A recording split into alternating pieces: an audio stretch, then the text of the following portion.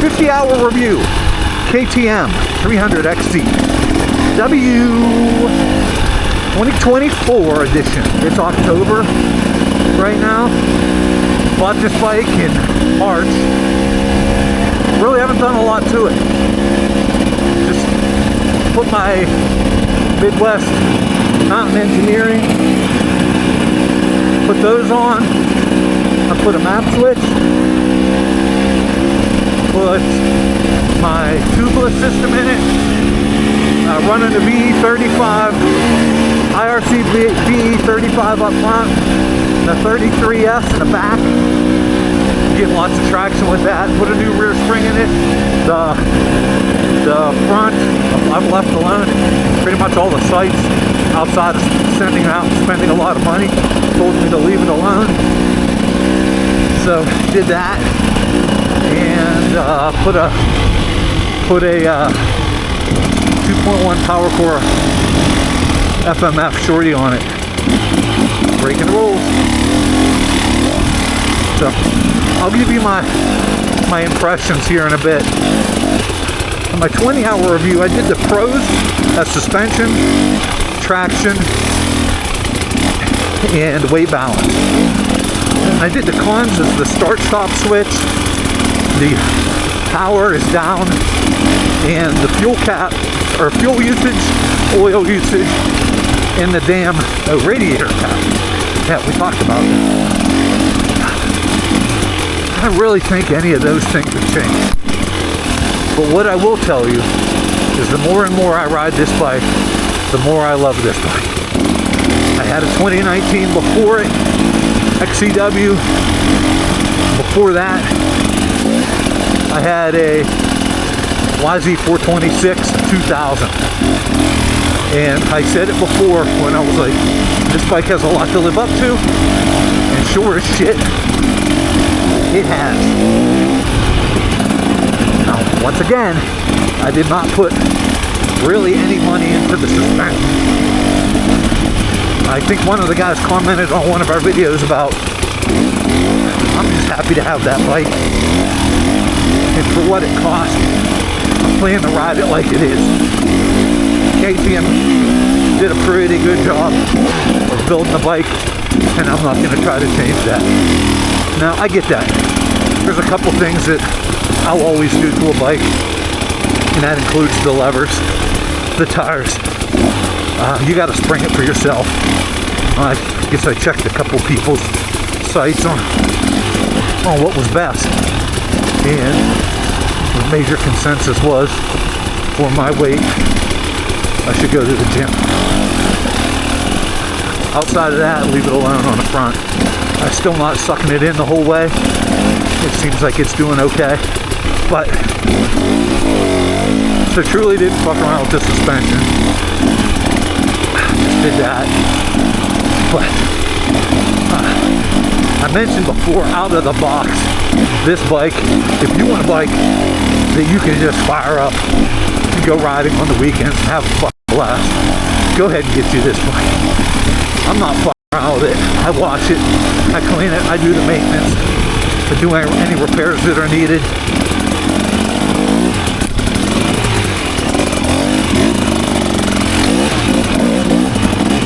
As far as being a great bike to ride, this bike is just amazing. It's just more capable than I am, but it just makes me a better rider. The suspension still stands true as a pro to this bike.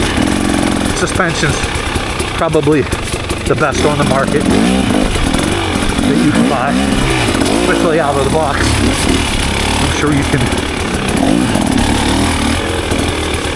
go buy anything, put a ton of money into it, and have it ride great.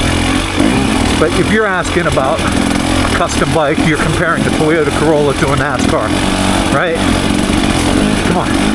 Or a Toyota Camry to a NASCAR Camry. It's not the same thing. This is me comparing. Oh, look at all the turkeys. Look at all the turkeys. You shits are delicious! You shits are delicious! Next month I'm gonna tear one of you fuckers up! stock suspension for the most part, except for making springs and making a couple clicks here and there. It's the best you can buy. Now, how do I know it's the best you can buy? I don't. Don made a comment about you ride these bikes a couple times and they just become yours. He's right. You just get used to what you get used to. You ride somebody else's bike and you're like, oh, this is fucking garbage. Because you're used to riding your 2000 YZ426.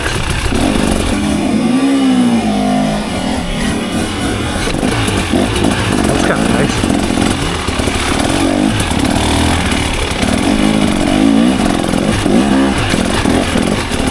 Stand up.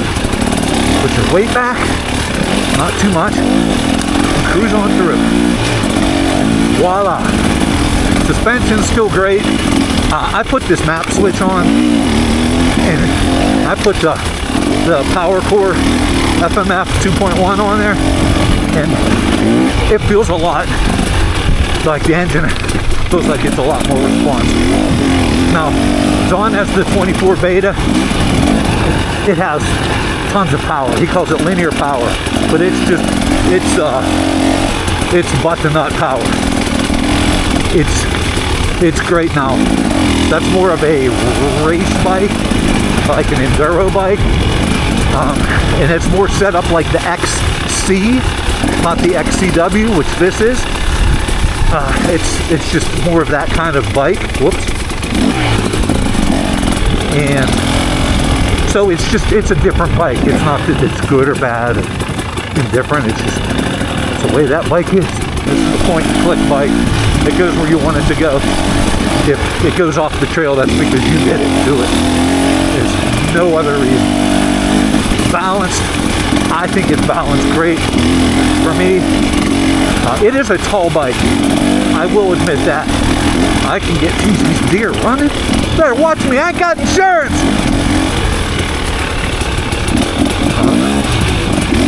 But I'm 6 foot. I'm 205 without gear.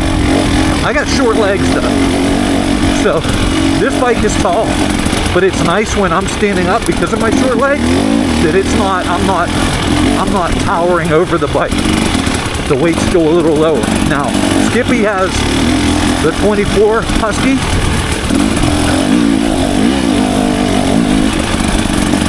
300 TEI, and his bike is noticeably lower. Easier to put my Kim Pass leg over it. Dawn's 24 beta is definitely lower, but it's one of those things that weight balance. It's just a different bike. It's made for harder enduro. It's made for ground clearance. It's made for going over big roots and rocks and trees and mother-in-laws. It's not made to go 1,000 miles an hour through the sand. Will it? Absolutely. Wow, I got a lot of fucking mid-range snaps, like Don said. I'm getting a little better in the flowier stuff. Not that I was bad, but Don really makes it a point to get that beta singing. There's a new section up here on Mountain Ridge. And Don's bike, and Don excel at it. Man, he flies through there. So last weekend I kept up pretty good. See, I'm in 4th gear. I keep the RPMs low. You won't hear this thing screaming. I remember riding Brian's son's bike. He has a 150 XCW. Great bike. I was riding it. I'm watching the video of me riding it. Man, it sounds like I'm going 1,000 miles an hour. Well, I wasn't. It's just the bike sounded like it was. This thing, being a 300, you're just lugging it. Those people that made a comment about how you ride so slow. I'm not riding slow. It's just luggability. I got this thing in 3rd and 4th gear while everybody else is in 2nd, 1st. I don't use 1st on this bike ever. You can sell 1st. Look at that. Look at that between those trees. Talking about cutting the bars just to the perfect length. So I'm in 4th gear right now. And this just allows me to ride this a little flowier with it'll allow you to ride it faster but seem like you're going pretty slow. It's because of the siggity sound the bikes make. Cons still going to be a little engine power, even though I have this like it is. It's in the even though I have the map switch and I have the powerful on it. If you get on I guess I'm comparing it to an XC or a Beta. It just doesn't have the power of those two. I know some people buy the XCs and then they'll try to tame them down and turn them into enduro bike or hard enduro bikes. That's fine. Tiny XCW. I mean, the engine's got plenty of power. I mean, you see what my throttle position. I'm maybe an eighth of a turn. I'm not cranking this bitch out, so it's got plenty of throttle left. So I even hate to even bitch about that as a con. The seat height, it's high. It's high. I mean, that's something I'm noticing a lot more riding other people's bikes, their Dawns and Skippies. It definitely has its advantages in spots, but there are times when it's like, holy shit. So I know I mentioned the suspension and the weight balance in the pros, but I mean, I can give the seat height. I mean, we're nitpicking, bitches. We are nitpicking. We are nitpicking. Also, man, this thing sucks fuel, and that's the same as before.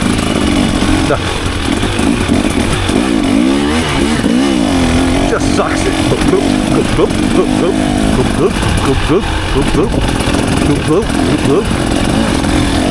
Thank God I'm on quarter turn. I'm on full throttle. I'm looking for a Sheetz gas station, not a Wawa. A Sheetz, baby. I'm a Sheetz guy. I wonder if they'll sponsor us like they sponsored the Pirates. Hey Sheetz, if you're out there, we need a little sponsorship. We'll stop cussing for a week. No, we won't. We'll just believe it more. How about an MTO, for God's sake?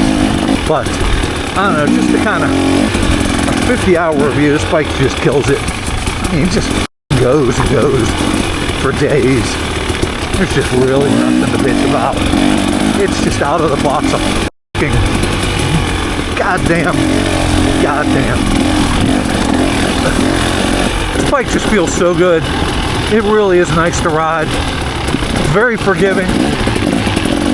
It absorbs these bumps like crazy. It's fantastic in the mud. It's even great on the flowy stuff. Just got to get used to it. It's a little bit different to ride.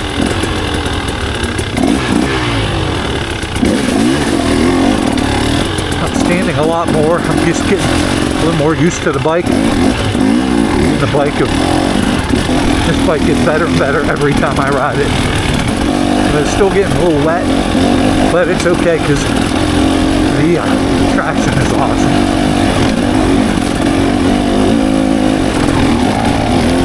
Bike is so easy to fucking ride.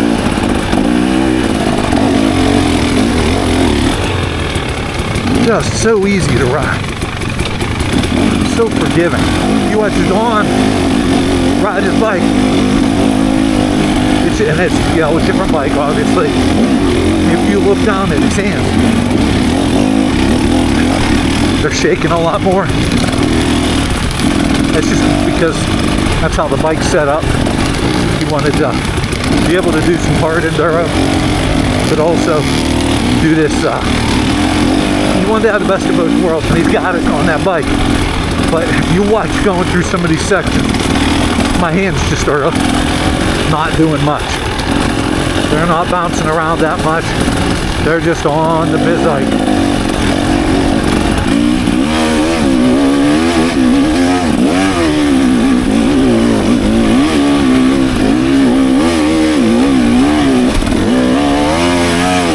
It's kind of nice. We've got a decent amount of subscribers on our damn YouTube channel just for doing stuff that we love doing and shit that we would just watch any damn way. we appreciate you watching it with us and enjoying and commenting. So folks, I hope you enjoyed my 50-hour review. Love this bike. I'd buy this thing 100 times over. I don't know how you're gonna make this shit ain't better. It's a 24 KTM. What?